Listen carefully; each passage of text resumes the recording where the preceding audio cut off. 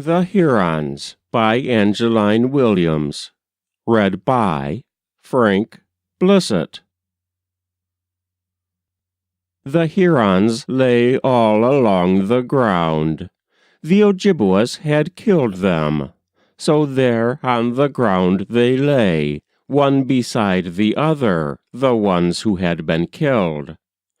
They spared only one from the killing. They sent him back home. Come again, come in greater numbers. They cut off his ears. The Ojibwa cut off half his nose. They never came again.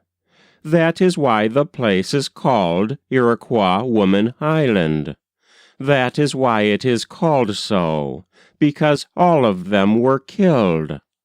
They kept guard against their coming again. That is why the Huron hates the Ottawa and Ojibwa. They joined together to kill them. Now when he sees an Ojibwa, he wants to kill him. He hates him so. Long ago, to be sure, they died, those tribesmen of theirs who were killed.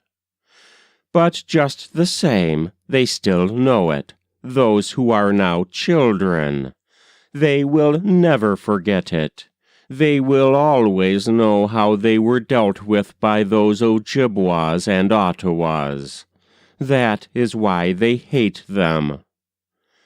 One young Huron bit off an Indian's ear.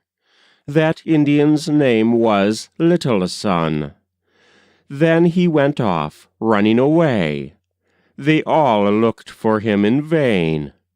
There was a river nearby. It was deep water. He ran there. He stayed in the water. That was where he hid. In the morning he went on, when they were all sound asleep who had been drunk. He went to the boat dock. Then he waited for the steamer to arrive. At 6 o'clock it arrives, so then he got on board. The next morning those Indians again looked for that young Huron. It was a long time before they found out that he had boarded the steamboat. The one whose ear was bitten off almost died. So much did that Huron hate him. He was only a young lad, to be sure, yet he still knew just the same how things must have gone once upon a time. That was the way he did. That is all of that. That man almost died. He was ill all through the autumn. Then at last he got better, but he always was ailing anyway.